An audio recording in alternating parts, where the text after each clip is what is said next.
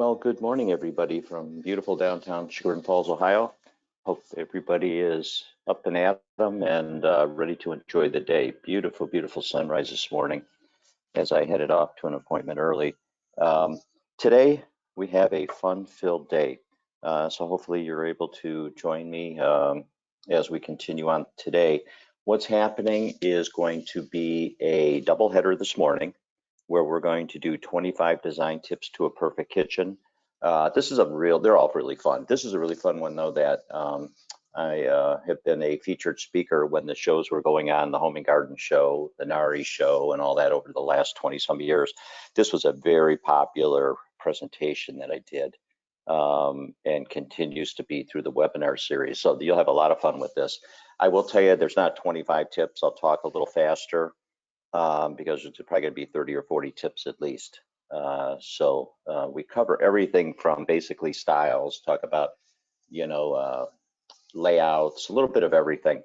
And then at 10 o'clock, we have a really, really fun one. It is a first time ever webinar. It is going to be about plumbing in the kitchen. So you don't want to miss that one. That's really a good one. We talk about everything from finishes to undermount sinks to materials to just a bunch of information. And then if you haven't had enough, at 1 o'clock is my traditional virtual kitchen design course where we cover everything in a 2-hour course. So that is set for 1 o'clock today. Taking you forward, next week is the bath class at 1 o'clock. And then 2 weeks from now, a really, really important webinar is talking about cabinetry at 9 o'clock. And then 10 o'clock is another maiden voyage of flooring. So we talk about flooring in the kitchen. So that's what's coming up over the next. You can check everything out on my website. And, naturally, if there's any questions, you can email them to me. Always love to hear feedback through emails and things like that. If there's anything I can improve on, or also if there's things that you're enjoying. Or things that you want to know about that are not within the webinar series. So let's get started. Okay, the first thing we want to do, first design tip, we're going to spend a little time at the beginning talking about cabinetry, touching the surface on, some styles and things like that.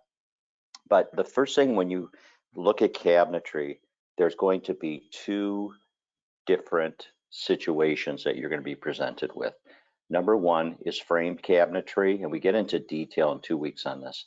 But we have frame cabinetry. There's 4 styles. We have traditional, we have country, we have modern or contemporary, and we have transitional. Those, you're going to do one of those 4 styles, and we'll talk about those in a moment. But within that, if you're going to have a framed cabinet, you're asking me for either a traditional kitchen or you're asking me for a country kitchen. And you can look here at that picture. Do you notice that you see all the framework going around the doors, and they're set into the frame? So if you look at the drawer heads at that bottom right, you see the frame in between all the drawer heads. And then we can go frameless, and this is going to give us much more cleaner look. Frameless cabinetry is where all the doors and the drawer heads touch each other. So you'll notice that it's a very clean, uninterrupted look. This kitchen, and one of the things where if anybody joined me 2 weeks ago, we talked about kitchen trends, and remember, one of the trends was handleless cabinetry. So you see it again here, where it lends itself to just a really clean, sophisticated look. Okay, so let's go ahead and talk about the 4 different styles. Number one is contemporary or modern. I define that as style of the day. So when we're looking at a modern kitchen, it's a very clean, I like to use the term elegance through simplicity. Look how elegant that is and how simple that kitchen is. So frameless, clean lines, and notice also what's missing there. You notice that there's not a lot of color or wallpaper that interrupts the eye. My favorite part of this kitchen was when I did that was the owner's photography. I thought that lended a real nice touch, bringing color in through that. This is a kitchen here that is literally probably about 2 minutes from me here in downtown Chagrin. This is a kitchen that people absolutely love, and people look at my collage boards and my website and say, can I own that kitchen, John? This is what's referred to as a transitional kitchen. Now, transitional means more basically it's frameless. You notice that there's no frames in between the doors and the drawers. But the other thing too that's interesting, if you look at this, is that it's a very clean look using a very traditional door style. So that's basically what transitional is. Take a traditional door and put it on a frameless situation, and you end up with transitional. Okay. If you come around at 1 o'clock, we talk about my teeter-totter theory, where leaning itself more contemporary or more, traditional, depending on how you accessorize it. Traditional. Okay, so there's traditional now. This is a kitchen that I did very, very close to. They're all very close to my heart, but this was a kitchen that is in downtown Hudson. First kitchen ever. I've been doing this 35 years. First kitchen ever that I tore out the old kitchen that I did and put a new one in from 30 years ago. But notice that this kitchen has the framing around the doors. Very, very touch of class kitchen, and very sophisticated. Look at the columns, look at all the detailing in there. So that's traditional. Country, touch of warmth. Love this kitchen. This is a kitchen up towards Willoughby, right at the northern section of Gates Mills, and you notice here the warmth that's brought in, with the pecan beams and the entrance doors. The whole kitchen was knotty pecan, and it was really, really overbearing. And so what we did was we kept some of the accents, but then we went with a painted cabinet. Okay, so here's a good one. One of the things that we like to do when we're designing as designers, I want to create what I refer to as some hot spots in the kitchen. Now, what would hot spots be? Hot spots, the number one thing would be around the cooking, where we can make a statement and have a beautiful hood and we can light it and things like that. Another hot spot could be the island, putting a different color in, making that really a nice accent.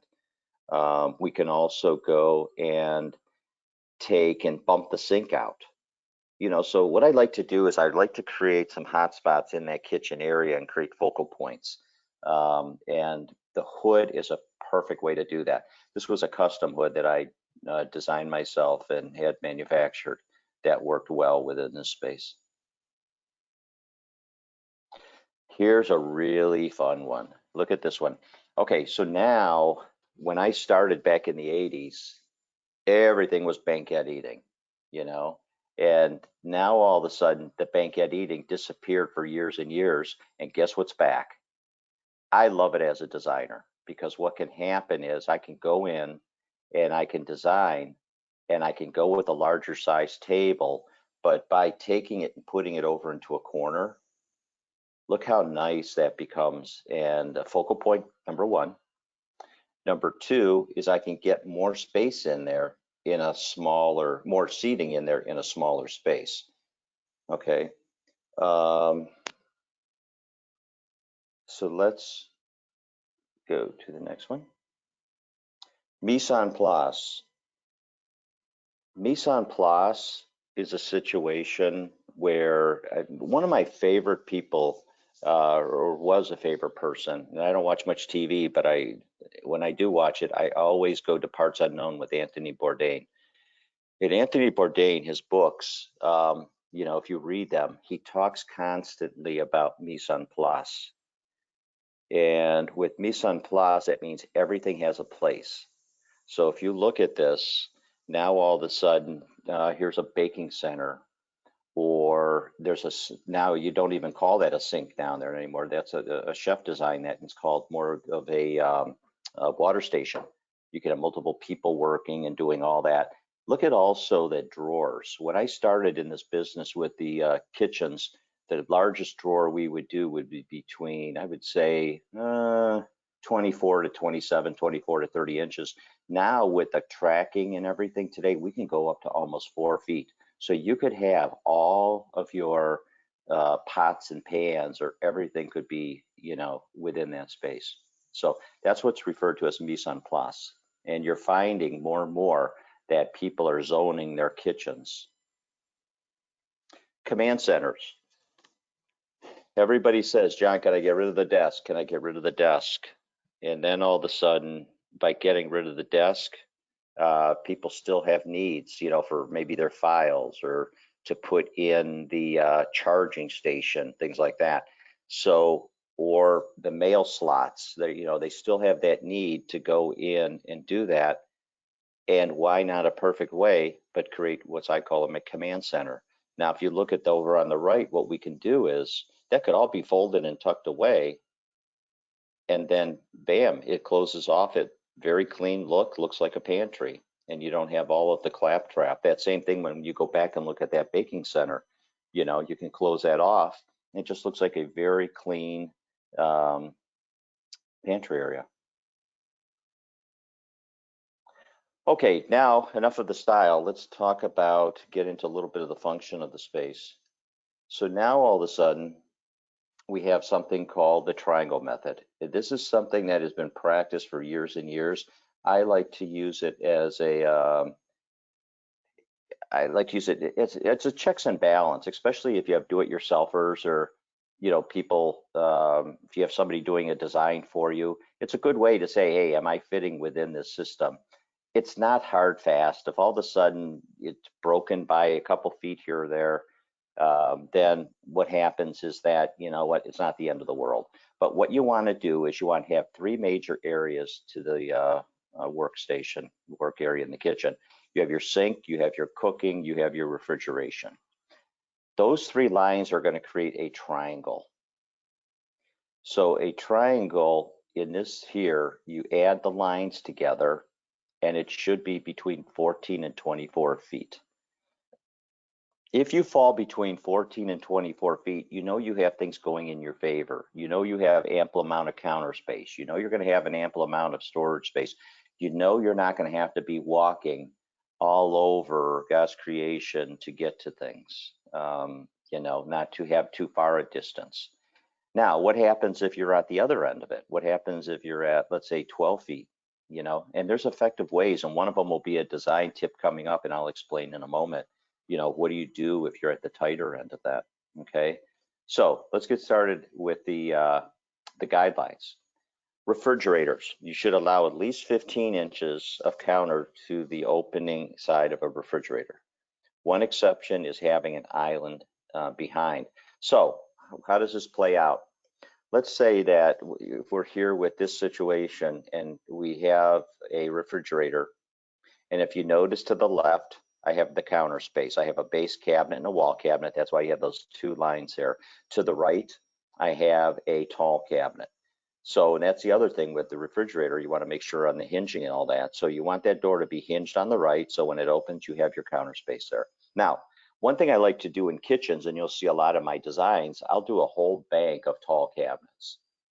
And you'll say, well, John, you're breaking that rule then, because if I have all the tall cabinets, how am I going to be able to set something down? Well, that's where the island comes into play. So if you have an island or a peninsula or something directly behind, then you can go and set it right there. Again, so rules are always meant to be broken, but you want to try to stay as close to that system as you can. Sink, you want at least 15 inches of counter to the left and right of the sink. I was at a job this past week, and I see more and more of these older kitchens where you'll have the sink, and then within 3 feet you'll have the cooking, and you can't have two people, cooking at the same time. This is not like it was 30 years ago. Husbands, wives, partners, people are in the kitchen. It's as much a cultural situation as a cooking situation where people gather there.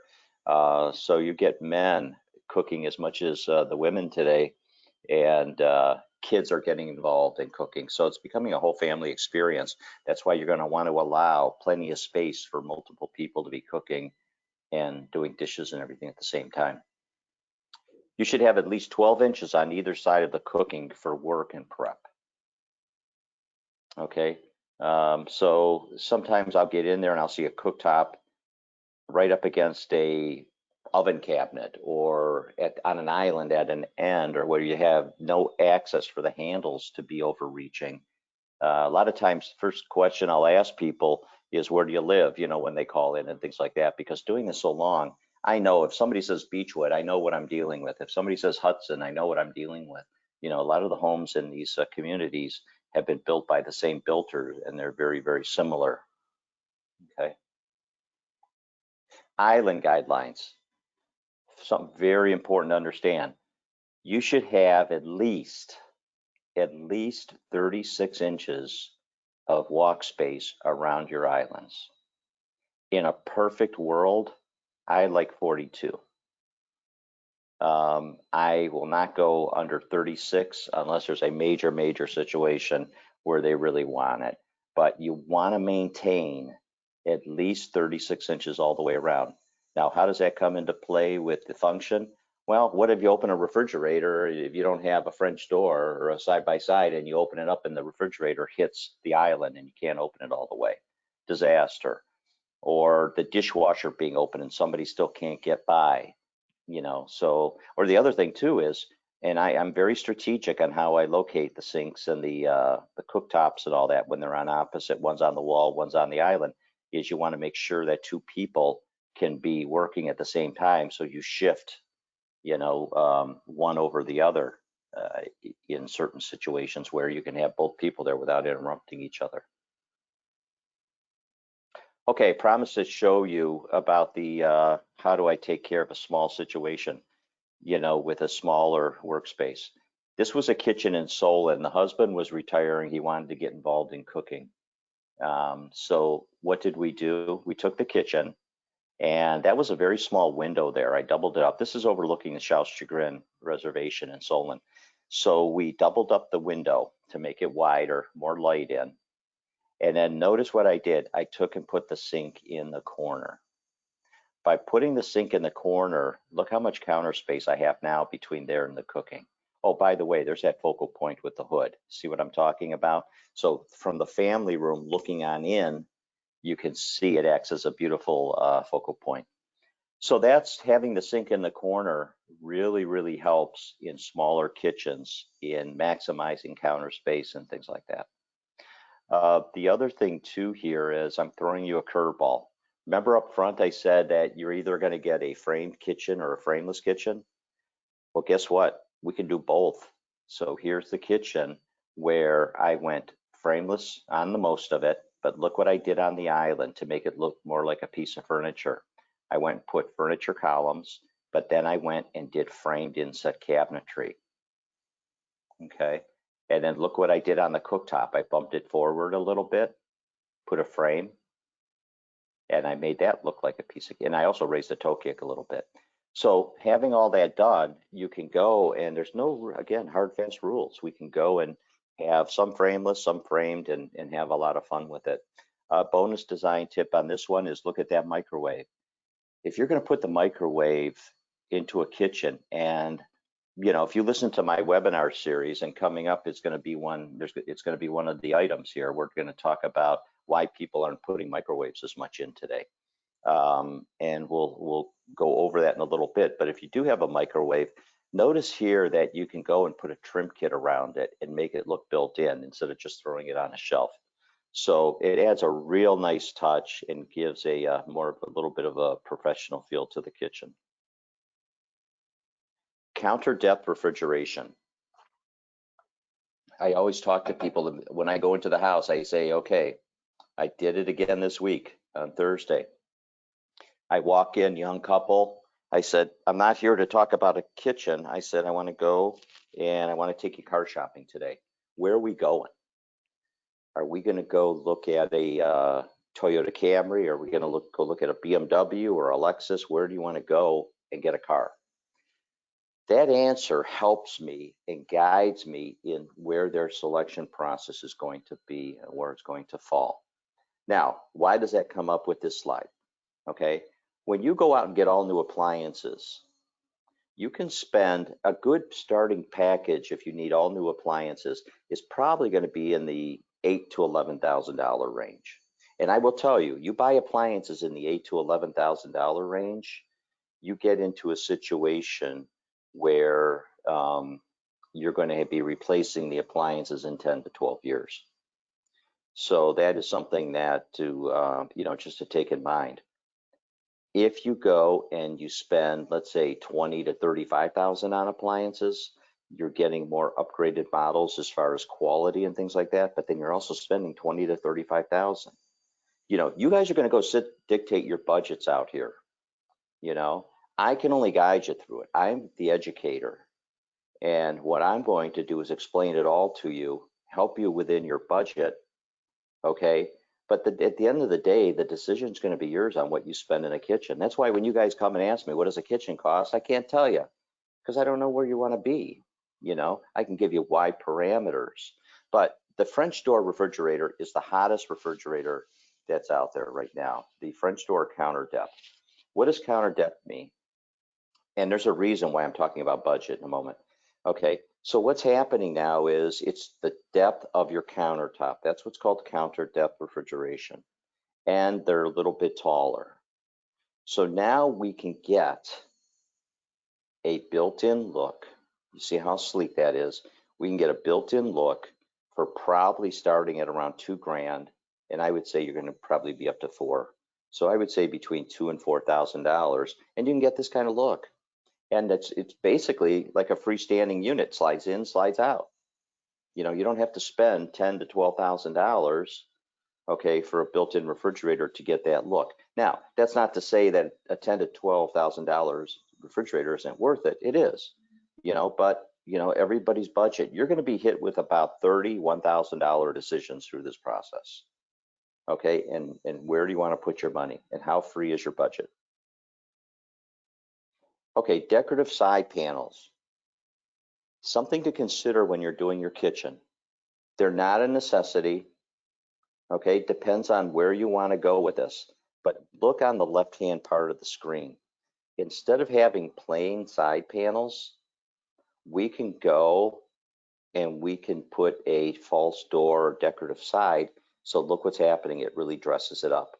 I like to do it on islands. Putting it on sides, again, it's a monetary issue. I'd say the average kitchen is going to be between $1,000 and $2,500 to put decorative side panels on it, but it adds a nice touch.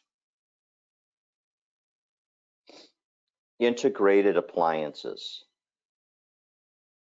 So if you look here, okay, this is that kitchen in Hudson, but if you look here on this kitchen and you were to say to me, you walk into this house and you were to say to me, where's the refrigerator? Okay, I would say you got a 50-50 chance of guessing it. And you're probably looking at this slide and say, well, what do you mean 50-50 chance? There it is right there. It's as plain as day.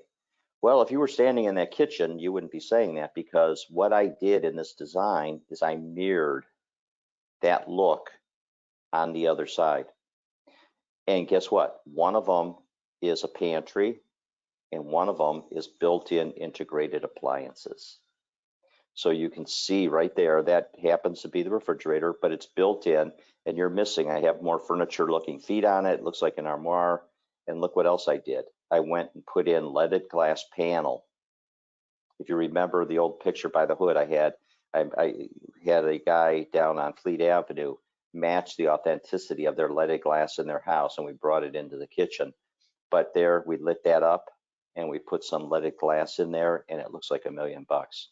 So that's what integration means. Now, integration, you can do it with the dishwasher. If you look at another thing here, and this will come up as a design tip, but you notice there's the dishwasher under the TV. And guess what I did with it? I raised it up so that if they have back issues, they're not bending over for the dishwasher. So that's what integration, one of those drawer stacks in the island right there, that's a warming drawer. So, and if you take my appliance webinar, you'll understand what all these appliances mean. I even went and built a little $100 TV in there. Induction cooking, more and more common every day. Here's what's happening. We now have a power supply for cooking where it doesn't generate any heat. So basically what we have is we have a magnetic field under the glass, and that creates, what happens is the molecules in that metal, okay, with that magnetic field underneath, start to move 1,000,000 miles an hour, which causes friction, which causes heat. That's called induction cooking. Very, very popular. I'm not going to say it exactly replaces gas, but it comes very close. Very seldomly am I selling, when people aren't keeping their cooktops and they're getting new, very seldomly am I selling electric cooking. Okay, it's either going to be gas, which is still very, very popular, or it's going to be induction. Now, when you go look at them, there's going to be all different models and all different types. I physically go appliance shopping with my clients, so they're not alone on any of this. But one of the things that we point out when you look at an induction cooktop, and one of them is, let's say, $1,000 and one of them's $4,000, what's the difference? Well, it's the power levels. Like, give you an example. On the higher end models, what they'll do is they'll have that magnetic field under every one of those circles. And when you want that high boost, it's able to do that without drawing energy from the other burners, which takes away from the efficiency of it. Or the other things with some of the higher end ones today, they don't have the circles. There's a computer and it picks up exactly the size and where the location of that pot is, and works with it. So these are all the differences you get when you start looking at this stuff. Okay, I'm guilty. I'll raise my hand and say I'm guilty. This is my favorite cooktop. I'm going to bring some personal things into this. This is my favorite cooktop of all time. This happens to be made by Wolf. And this cooktop is flush with the counter. Look how sleek that is. Now, that's not the reason I have this slide up. I have it to talk about 5 burners, but I just wanted to present this to you. So this is Wolf's contemporary cooktop, and you notice the control handles are in the front, so it maximizes all of that space. Really, really nice. So now let's jump in and talk about the 5 burner. The 5 burner cooktop is that 5th burner. If you look here in this one, you could have one of the 4, or one of the 5 burners could be a heavy BTU. That's how much heat it generates. So that could be for corn on the cob or chili for the Super Bowl, or things like that. Or you go to the top right, that could be a simmer burner. If you want it for sauces and chocolates and things like that, or melting butters, you can do it at a very low temperature. So that's what that 5th burner generally is. Now, most of this, if you're growing up and if you're working into your own designs, most of your cooktops that you've had in the past are generally 30 inches with the 4 burners, or it might be that freestanding stove or whatever. But now what you have to do is you have to allow 36 inches of space, okay? And that's something just to plan for. They do have some 5 burners that are 30 inches, but it really, really cranks and tightens up that cooktop space. Okay, I promised, here it is. I'm either going to make your life happy or miserable with the next 2 slides. These are really, really, really nice items. So basically, when I go over my wish list with somebody and we talk about things, and we talk about, okay, it used to be 1 oven or 2, how many burners on your cooktop, and then we call it a day. We can't do that anymore because there's 2 more ways now that we can get into cooking. One is a speed oven.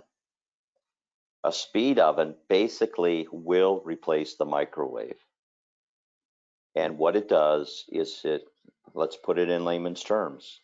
How about tonight I go home and I want baked potatoes, or sweet potato. I eat sweet potatoes, but I want a sweet potato and it's going to take an hour.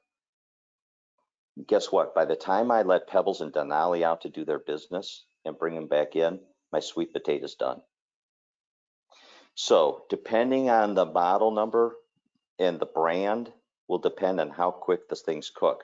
But it works on 3 powers, all in unison. They have pre-programmed recipes, everything, really nice. So the 3 powers are microwave, convection. We'll talk about that in a moment. What is convection?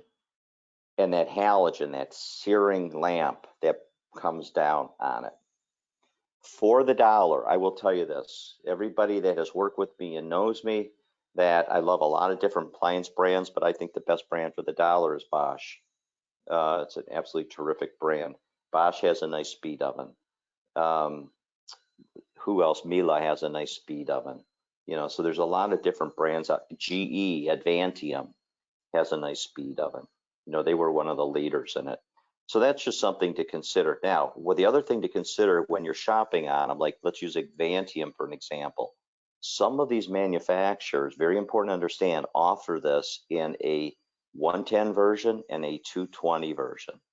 What does that mean? 110 is a regular outlet that you plug into your, you plug something into the wall. The 220 would be like the dryer, or if you have an electric range, you know, that really high energy electricity. So the higher 220 will increase the cooking even much greater. So something to think about when you're shopping. Okay, here's a tough one.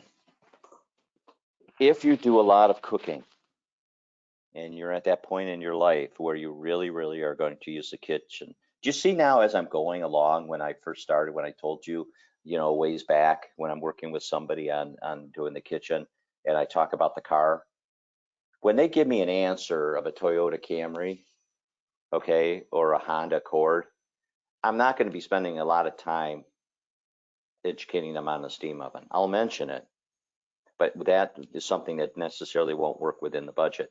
If all of a sudden you say, John, we're going to do this once, we really cook, okay, I want to know everything that's out there and I'm willing to invest in it if I believe in it. Then all of a sudden you start looking at stuff like steam ovens and things. So what is a steam oven? First of all, it should be technically called a combi steam. But what does combi steam mean? To be a combination of convection and steam. And that's what most of these are. So cooking with steam is the healthiest way to cook. You know, you go in there and you, like in this one, I could put my asparagus, I do a lot of cooking myself, okay? And what I would do is I would take my asparagus, I would season it, and then that's a perforated tray. I would put the salmon in underneath. The seasoning drippings would drip down onto that salmon and season that also, and I have an absolutely tremendous cut of fish. Fish is very good in there. Vegetables are very good. Roasting chickens, you know, bread baking is incredible, you know, in this. So something to consider. Now, this will not replace, and a speed oven will not replace your full-size oven. You should still have a full-size oven for your, you know, times when you want a turkey or things like that. But I will tell you this, if you get a speed or a steam oven, at least 80% of your cooking will be done in this unit. So now the other one that I think is the best on the market size-wise and capacity-wise is the Miele. Bosch has a steam oven. Wolf has a steam oven, and there's others. But that's, and you can, it comes two different ways with some of these manufacturers. It could be plumbed or non-plumbed. You see there's the water tank that has to be filled periodically and takes away a little bit from the capacity. But again, really go and explore and talk to the people. Promise you to explain convection. There it is. Convection basically is a fan in the back, and it blows around the air, which you put a turkey in, it'll cut the cooking time by 25%. So it gives you a really nice cut of meat, or let's say that turkey, 25% less and much more juicy and tender. So it locks everything in. It's perfect for cookies where you're not rotating trays around and things like that. So that's convection. Pretty standard in ovens today. But if, let's say you're buying a double oven and you say to me, John, do I need to get convection or spend convection in for both? No, I wouldn't. You know, again, unless the budget's really liberal, but take the money and put it somewhere else because you're really going to be using that one oven every day and the other ovens very periodically. Sous vide cooking. Okay, a very popular way of cooking today. And one of the advantages of with the sous vide, is that you can do it in the steam oven. And sous vide basically is cooking in a bag. Like if you see some of these items coming out of Heinen's now, all these vacuum wrapped and things like that, where you can go and it seals in the flavors. It's really, really an interesting way of cooking. It's really coming on strong. You know, I was in Costco yesterday getting stuff, and my wife keeps saying to me, you know, let's look at an air fryer, let's look at a Instapot. And I was not totally well versed on what an Instapot is. If anybody has one, give me a comment and I can read it to people. But I was looking on that package of the Instapot at Costco. They're selling it there, and it says that it allows sous vide cooking. So you don't have to necessarily have a steam oven to do your sous vide, but it's, you know, cooking with steam and cooking with water. Air switch. If anybody is enjoying this one and jumping into the 10 o'clock, there's one of the babies we're going to talk about, okay, is the air switch. So what the air switch does, if you have a disposal, no more switches. So you can go, just hit a button, turns it on, button turns it off. A bonus tip here. If you look at this, 2 more bonus tips. Number 1, look at a water filter. If you filter your water, you don't want to filter it off the main faucet because you'll go through cartridges much quicker, but it also reduces the flow. So you want to have a separate water filter to do that. Talking about another bonus tip, look at countertops. This is my favorite in 35 years, my favorite countertop. This was a kitchen I did in Shaker, and they had a beautiful roof. And this is a shake roof, and this went and matched it. But one of the things here in this countertop, it's not polished. Do you notice that? It's what's referred to as a leather finish. And not all of your granites are going to come with this leather finish. It's like a semi-gloss paint. But when you go out there, you are going to see some that are going to do that. The other thing you're going to see is countertops is honed, H-O-N-E-D. Honed, I would be careful. I would put it in only with certain manufacturers of quartz. I don't know if I would put it in with stone, but hone gives you that absolute flat slate look. And the negativity of that is over the years have been people getting fingerprints on there and then not being able to get the fingerprints off. Like Cambria has come up with a fingerprint resistant. Now that you notice that nobody's going to say fingerprint proof, but they're going to say resistant. My modern line of cabinetry out of Stuttgart, Germany has done that now with their doors. You know, they have that resistant material, and it is effective, but you still might get, you know, a little minimized, but you still get a little bit. Quartz sinks. Again, this will be in the 10 o'clock, but quartz sinks are, Blanco's my favorite brand. You can go, sinks are going to start anywhere from 400 to get a halfway decent sink, 400, and you could spend today 5,000 on a sink if you wanted to. But the quartz material really looks elegant, virtually indestructible, beautiful designer colors, and you can get a terrific sink for, I would say, $500-600, and it's pretty much indestructible. It's not going to chip, it's not going to scratch or stain. And if you've taken my countertop webinar, you know the properties of the quartz. The galley sink. Galley sink is a sink. Well, remember you saw that picture up front, the water station. This is a sink now where you can go and look at it, all slides. You can go now and could come up to 5-6 feet wide. Can put multiple faucets on it, but you see it built-in drain boards, built-in colander boards, just all different accessories. Really, really has transformed what a kitchen sink area can be. Not cheap.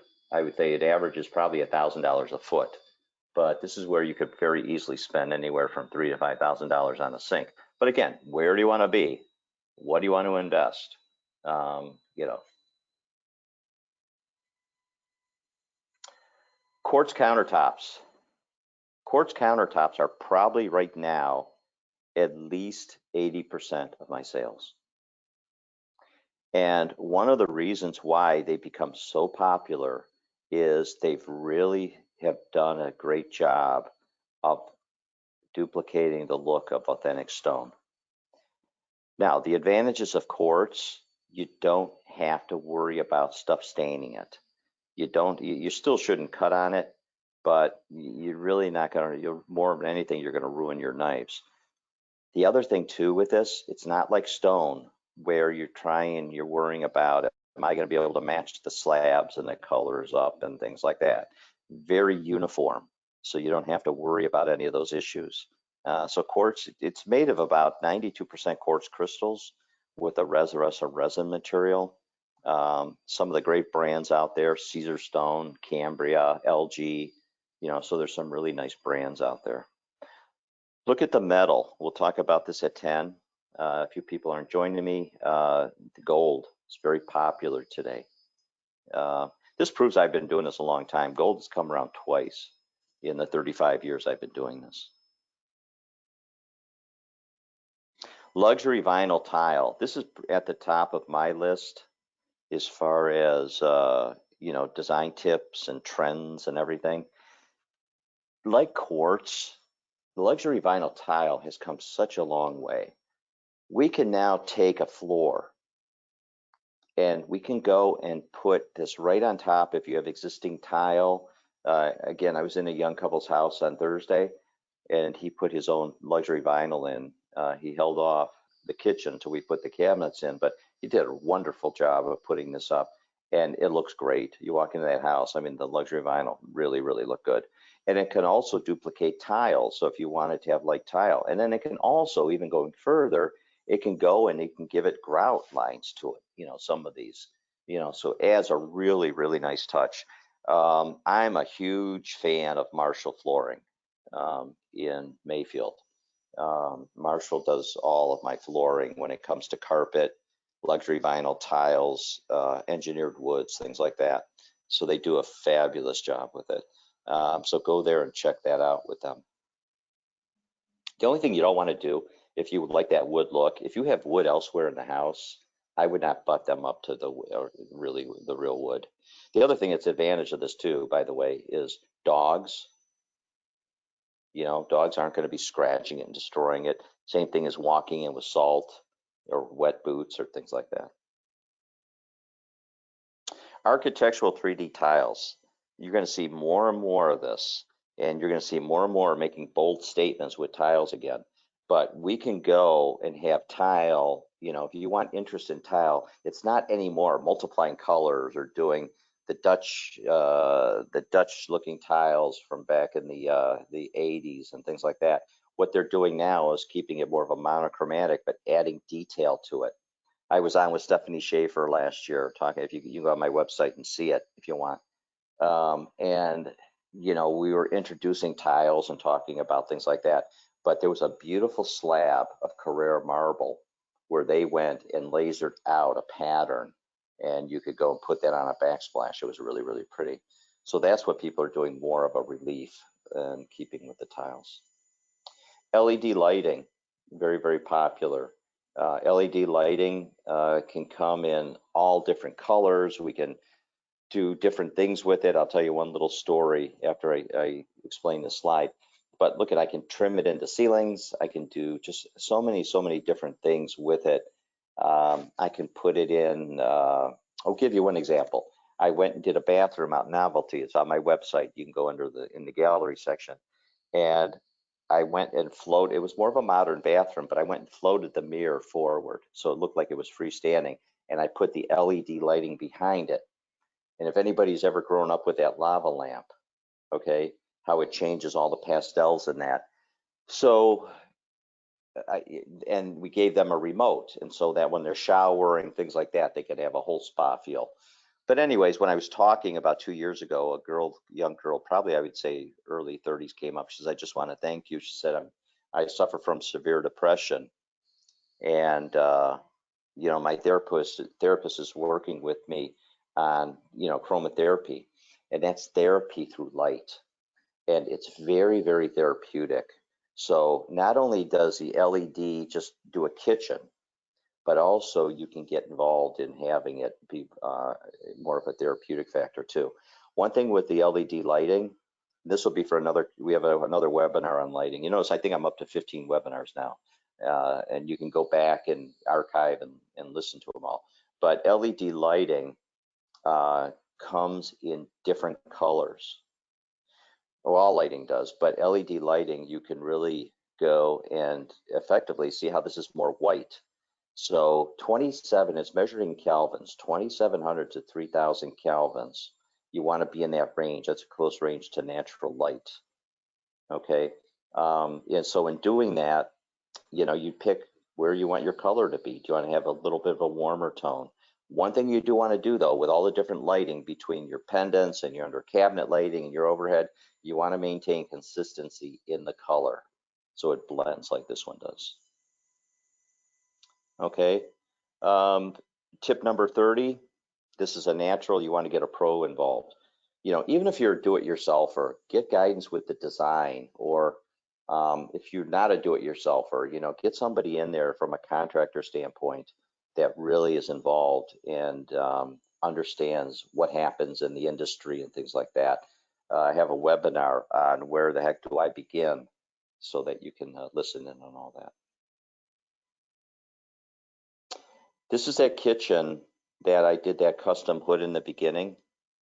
Look at this design tip. Why not pay for, I offer as a service, you know, when I'm working with somebody, to have a colored rendering done. This is not a photograph. This is a colored rendering that showed that client what their kitchen was going to look like before they started. Really, really helpful. You know, so that's something, I don't know how many people are going to offer that when you're working with them and things like that. The other thing too, this is cutting edge. I mean, this looks like a real photograph, which is so, so helpful. Another design tip, Houzz. I don't know how many of you are on Houzz out there, but we got a lot of people listening in today. There's probably the best tool for you out there. You go to Houzz, what a great spot for ideas. It's all free. You can create your own file system. You know, I have a lady I'm working with right now, and she sent me all her ideas. She had one that was listed as flooring, one listed as cabinetry, countertops, and you create your own file system and you save photos. There's millions of photos from professionals like myself from around the world, and you can just save them as you like them. I even use it for ideas. Garden Web now is part of Houzz. This is a forum. This is really nice. So you could go in and you could type in this afternoon. I took a webinar and they talked about a steam oven. Does anybody own one? How effective are they? Were they worth the money? You'll get answers from people all over the world, not salespeople, you know, people that have used them. So really, really a nice resource. Okay, so that takes us to the end. I am going to be, again, anybody interested in talking to me, you can reach me through my website, thehalldesignGroup.com. My email is john@thehalldesignGroup.com. I offer services from design only to helping you throughout the whole project or anything in between. So, you know, just get in touch with me. Well, thank you. Thank you all for attending. And again, any positive feedback, I'd like it, love it, things like that. Otherwise, I've got a 10-minute break and we come back with the maiden voyage of plumbing fixtures, brand new one. So thank you for attending. Bye-bye.